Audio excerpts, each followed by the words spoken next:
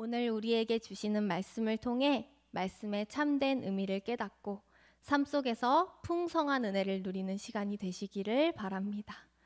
광야를 지나 약속의 땅으로 민수기 강해 시리즈가 막바지를 향해 가고 있는 가운데 오늘은 도피성, 죄인을 살리는 은혜의 길이라는 제목으로 말씀의 은혜를 나누기를 원합니다. 사람의 마음에는 본능처럼 이런 감각이 있습니다. 당한 만큼 돌려받아야 한다. 그래서 상처를 받거나 피해를 입으면 마음속 장부에 적기 시작하죠. 그 사람이 내게 한 만큼 나도 갚아줘야 해. 이 감각 자체가 나쁘다고 말할 수는 없습니다. 왜냐하면 하나님은 세상을 아무렇게나 두지 않으시고 악을 악이라 하시며 공의롭게 심판하시는 분이시기 때문입니다. 성경에도 눈에는 눈, 이에는 이로 요약되는 탈리오의 원리가 나옵니다. 우리가 흔히 동해 복수법, 동해 보복법이라고 부르기도 합니다. 그런데 이것이 흔히 생각하는 것처럼 복수하라는 그러한 허락이 아니라 과잉 보복을 막고 처벌이 비례하도록 하여서 공동체의 질서를 지키게 하는 공적 재판의 원리였습니다. 즉 사적인 감정이 폭주하지 못하도록 하나님께서 제한을 두신 것입니다. 그러나 문제는 사람이 공의를 다루는 방식이 언제나 온전하지 않다는 데 있습니다. 오해가 끼어들고 증거가 흐려지고 분노가 판단을 앞지르면 정의라고 부르는 것이 어느새 복수의 악순환이 되기도 합니다. 그리고 복수는 한 사람에서 끝나지 아니하고 관계를 갈라놓고 공동체를 무너뜨립니다. 우리는 쉽게 이렇게 생각합니다. 내가 용서하면 상대가 나를 얕잡아보고 또 상처를 줄 거야. 저도 아주 어린 시절에는 용서와 화해보다는 조용히 관계를 끊는 쪽을 택했던 기억이 납니다. 그래서 큰 폭력의 이야기만이 아니라 우리의 일상에서도 심지어는 보이지 않는 온라인 세상 속에서도 되갚아 주려는 그러한 마음이 계속해서 자라납니다. 사실 용서는 쉽지 않습니다. 용서는 의지로 되는 일이 아니라 은혜로만 가능한 일이기 때문입니다. 그렇다면 하나님은 이런 복수의 불길이 번져서 공동체를 무너뜨리지 않도록 어떤 길을 열어두셨을까요? 바로 오늘 본문에 나오는 도피성입니다. 첫째로 도피성 제도가 무엇인지 함께 살펴보도록 하겠습니다. 도피성 제도는 복수의 꼬리를 끊는 하나님의 은혜입니다. 오늘 본문에서 여호와께서는 모세에게 말씀하십니다. 가나안 땅에 들어가거든 몇 도시를 골라 도피성으로 삼으라. 이 명령은 하나님의 백성들이 사는 약속의 땅이 세상과는 무엇이 다른지를 보여줍니다. 도피성은 하나님이 거주하시는 땅을 더럽히지 말라는 그분의 명령과 결정적으로 연결되어 있기 때문입니다. 도피성으로 번역된 히브리어 이르 미클라트는 받아들이는 성읍이라는 뜻으로 세상이 받아주지 않는 사람을 받아주는 곳입니다. 특별히 부지 중에 살인한 자, 오늘날의 법률 용어로 말하면 과실치사에 해당하는 사람이 그곳으로 피할 수 있었습니다. 당시 고대 사회에서는 누군가 죽으면 사정이 어떻든 간에 피해는 피로 즉시 보복이 이루어지기 쉬운 사회였습니다. 때문에 바로 그 지점에서 하나님은 무자비한 피해 복수의 고리를 끊는 은혜의 길을 열어주셨습니다. 그리고 이 도피성의 법칙은 이스라엘 중에 거류하는 모두에게 평등하게 적용되었습니다. 이스라엘 자손뿐만 아니라 거류민, 타국인, 손님들까지도 다 포함되었습니다. 선민의식이 강한 이스라엘 사람들에게 용서와 은혜를 베푸는 데 있어 인종과 국가를 차별하지 말라는 하나님의 뜻이었습니다. 둘째로 도피성은 은혜와 함께 공의를 세웁니다. 도피성은 아무나 간다고 바로 받아주는 곳이 아니었습니다. 도피성에 들어가기 전에 성읍의 장로들에게 먼저 재판을 받아야 했기 때문에 성읍의 장로들에게 자기의 사정을 속임없이 정직하게 이야기해야만 했습니다. 고의적으로 살인한 자들도 있었기 때문에 성령과 지혜가 충만한 장로들이 자초지종을 다 듣고 진짜로 고의가 아닌 부지중의 사고로 판단되면 들여보내 주었습니다. 하지만 후에 고의적인 살인으로 판명되면 도피성에 피신했다 하더라도 공개 처형을 시킴으로써 심판의 준엄함을 나타냈습니다. 즉 도피성에는 분명한 은혜가 있습니다. 하지만 동시에 공의도 있습니다. 우리는 종종 하나를 놓치는 실수를 범합니다. 은혜만 말하면 정의가 무너지고 공의만 말하면 자비를 놓치게 됩니다. 그런데 하나님은 도피성 안에서 두 가지를 함께 세우십니다. 세 번째는 도피성 안에서 살려두심은 곧 정죄의 속도를 늦추심입니다. 장로들의 허가를 받아서 도피성 안으로 들어가는 순간부터 아무리 살인자를 추격하는 복수자의 살기가 등등하다 하여도 절대 그 안으로 따라 들어올 수 없었습니다. 도피성에 피한 사람은 그곳에서 안전하게 머물 수 있었고 당대의 제사장이 죽으면 자신의 고향으로 무사히 돌아갈 수 있었습니다. 대제사장의 죽음이 대속적 가치로 여겨졌기 때문입니다. 그러나 지금처럼 법정 처분을 통해 형이 확정되는 것과는 달리 제사장이 언제 죽을지는 알 수 없었습니다. 아무리 부지중에 사람을 죽였다 한다 해도 죄의 무게가 크기 때문에 회개와 참회의 시간을 가져야 한다는 뜻입니다. 이제 도피성의 위치와 영적인 의미에 대해서 설명을 드리겠습니다. 도피성의 배치는 누구나 살 수 있도록 가까이 분명히 열어두셨습니다. 실수로 살인한 자들이 목숨을 부지할 수 있는 도피성이 가나안 전역에 6성읍이 지정되었습니다.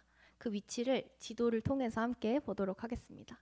지도에 이렇게 별표로 지금 표시되어 있는 그 부분이 가나안 땅에 이제 요단강 서쪽으로는 게데스, 세겜, 헤브론 이렇게 세 개의 도피성이 있었고 요단강 동쪽으로는 베셀, 길랏, 라못, 골란 세 개의 도피성이 있었습니다. 주목할 점은 이 6 도피성이 사람들이 찾기 힘든 그런 숨은 곳에 있지 않았고 전부 다 높은 고원지대에 위치하였다는 점입니다. 그리고 결정적으로 이스라엘 백성들이 너무나 잘 알고 영적인 의미가 큰 곳들입니다. 몇 군데만 설명을 드리겠습니다. 세겜은 믿음의 조상 아브라함이 약속을 받고 제단을 쌓아서 처음 예배를 드렸던 장소입니다. 또한 요셉의 유해가 묻힌 곳이기도 합니다. 또 헤브론은 하나님께서 아브라함에게 나타나셔서 이삭의 탄생을 예고하신 곳이고 헤브론에 위치한 그 막벨라 동굴은 가족 매장지로 삼은 약속의 땅의 교두보 같은 곳입니다. 또 길르앗 라못은 훗날 솔로몬 시대의 중요한 행정 도시가 되기도 합니다.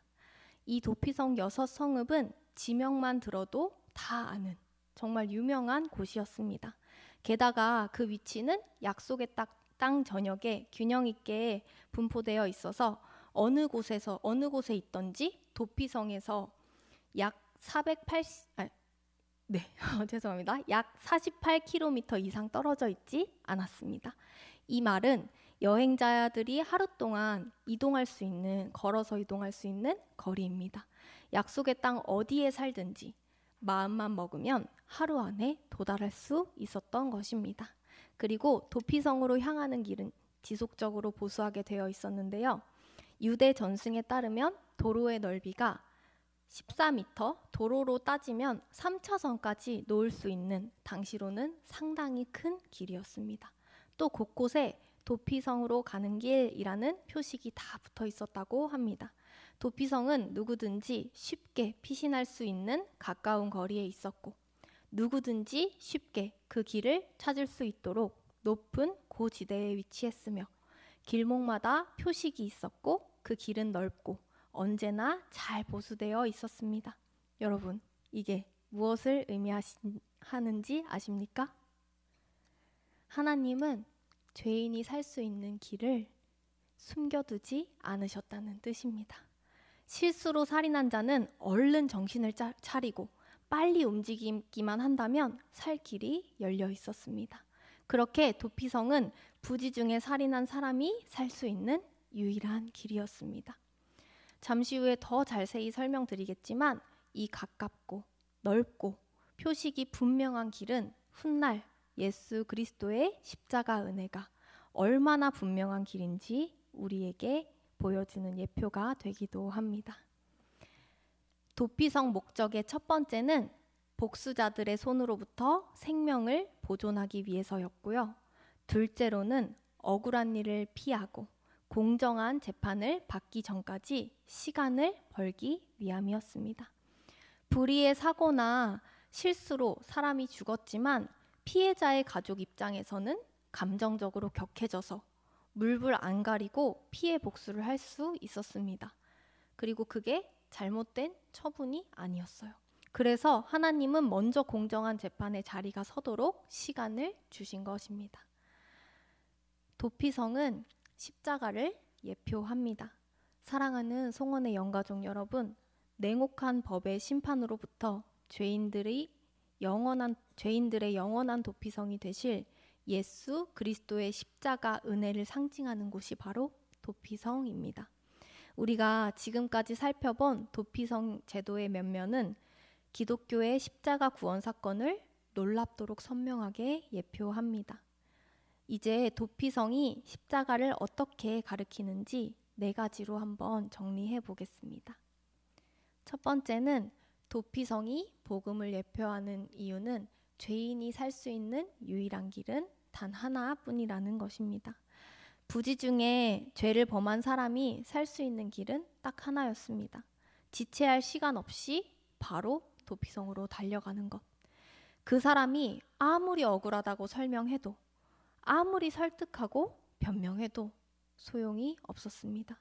피해 복수자는 사정을 봐주지 않습니다. 죄를 범한 인간이 살 수 있는 유일한 길은 도피성으로 피하는 것뿐입니다. 여러분, 이것이 바로 복음입니다. 죄를 지은 인간이 살 수 있는 유일한 길은 예수 그리스도께로 그 십자가 앞으로 피하는 길밖에는 없습니다. 그렇지 않으면 영원한 죽음밖에는 없습니다. 두 번째 이유는 하나님은 그 길을 가까이 분명히 열어두셨다는 것입니다.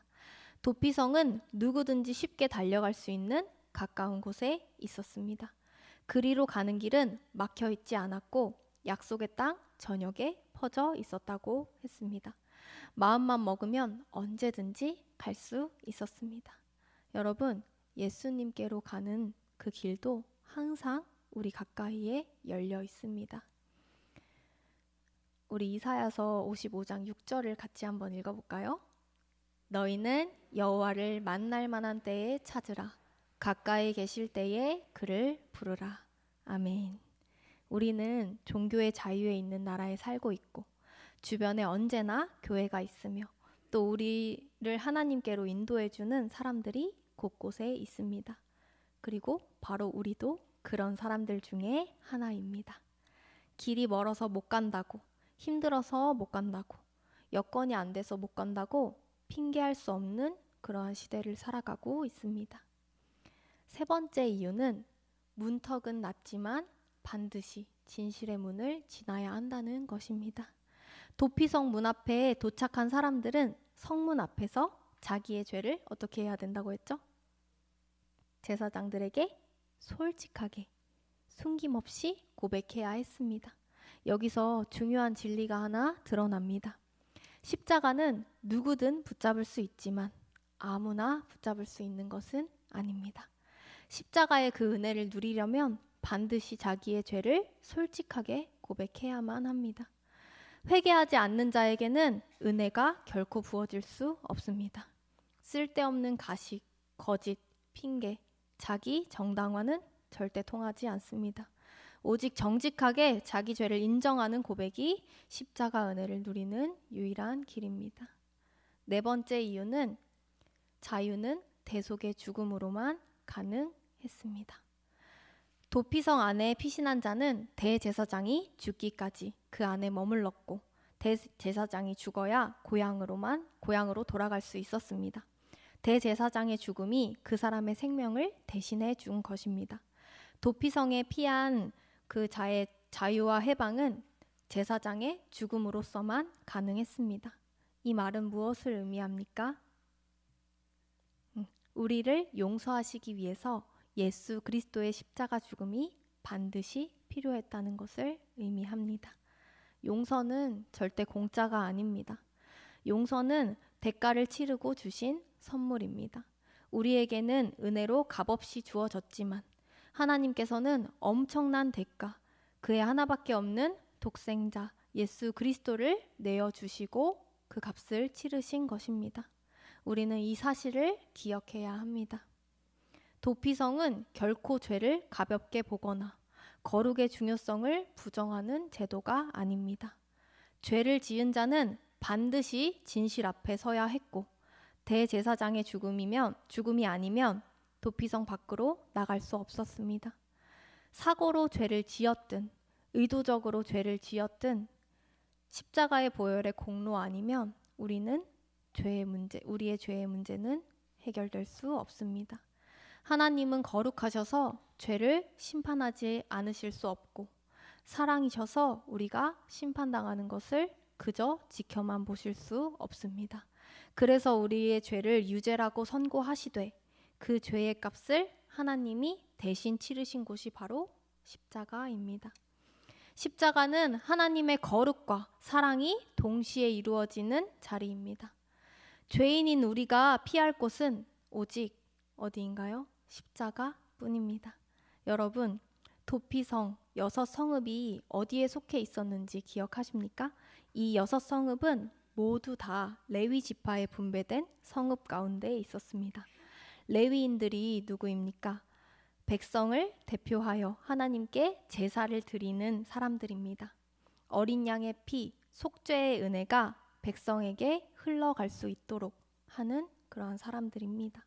그러니 도피성이 이 레위 성읍에 있었다는 것은 무엇을 의미합니까? 남은 생에는 이제 죄를 씻어주신 그 어린 양을 예배하며 주의 은혜 안에서 잠겨 살아가라 라는 뜻입니다. 또한 이 도피성의 법칙은 이스라엘 백성도 그들 중에 거하는 외국인들에게도 동일하게 적용되었다고 했습니다. 이 은혜는 이스라엘뿐만 아니라 모든 족속에게 흘러가는 전 우주적인 은혜라는 뜻입니다. 이제 마지막으로 이 도피성의 원리가 우리에게 가르치는 삶의 태도로 한번 들어가 보겠습니다. 도피성의 법칙은 용서의 법칙입니다. 사람은 살면서 수많은 관계를 맺고 살아갑니다. 관계를 맺지 않으면 부딪힐 일도 없겠지만 우리는 그렇게 살아갈 수 없는 존재들입니다. 죄인과 죄인이 모여서 서로 날카롭게 부딪히며 살아갈 수밖에 없고 또 우리는 알게 모르게 상처를 주고 또 받기도 하며 살아갑니다. 오래 살았다는 건 그만큼 마음속에 미워하는 사람이 많다는 뜻일지도 모르겠습니다. 아마 여러분들 마음속에 그 마음의 방에 가두어 놓은 사람들이 한두 분씩은 있을 수 있습니다. 사실 저도 있었고 있었습니다. 네. 그런데 예수를 믿고 나서도 우리는 용서를 잘 하지 못합니다. 왜냐하면 내 마음속에는 용서를 반대하는 수많은 정당한 이유들이 들끓고 있기 때문입니다. 아니, 당한 쪽은 난데 왜 내가 먼저 용서하나? 괜히 용서했다가 나를 만만하게 보면 어떡하나? 수많은 이유들이 우리 안에 있습니다. 우리의 상식으로는 이 용서를 이해할 수 없습니다. 용서는 땅의 것이 아니라 하늘의 것이기 때문입니다. 하늘의 눈을 뜨지 않으면 이해할 수 없습니다. 그런데 사랑한다는 것은 용서하는 것입니다. 용서는 공평의 문제, 인과응보의 문제에 대해 우리가 원하는 방식의 시원한 답을 당장 주지는 않을 수 있습니다. 그러나 용서는 상식으로 이해할 수 없는 은혜이며 하나님의 축복입니다. 하나님은 우리가 인간적인 계산을 내려놓고 하나님의 용서의 은혜를 이웃들에게 흘려보내기를 원하십니다. 그러면 하나님이 왜 우리에게 용서를 하라고 하십니까? 먼저는 인간의 불완전함 때문입니다. 우리는 절대 객관적일 수 없습니다. 아무리 냉정한 사람도 자기 문제에 걸리면 주관적인 판단을 하게 됩니다. 이성보다 감정이 앞서게 됩니다. 인간은 바르고 공평하고 완벽하게 정의를 집행할 수 있는 능력이 없습니다. 불완전한 인간이 정의를 집행하고 나면 반드시 후유증이 남습니다. 도피성은 살인을 저질러도 상관없다라는 이야기가 아닙니다. 오히려 우리에게 이 같은 사실을 알게 합니다. 정의는 궁극적으로 하나님이 집행하신다. 하나님은 악을 심판하십니다. 하나님의 때, 하나님의 방법으로 반드시 심판하십니다. 그런데 내가 그 정의의 칼을 휘두르겠다는 것은 하나님을 온전히 신뢰하지 못한다는 고백이 될 수도 있습니다. 하나님의 목적은 복수가 아니라 바로 회복입니다. 우리는 늘 내가 피해자다, 내가 피해를 입었다라고 주장하지만 사실 살면서 우리는 알게 모르게 남에게 상처를 준 적이 많습니다. 우리 중에 100% 피해만 보면서 산 사람은 아무도 없습니다. 가해자이지 않은 피해자가 아무도 없습니다.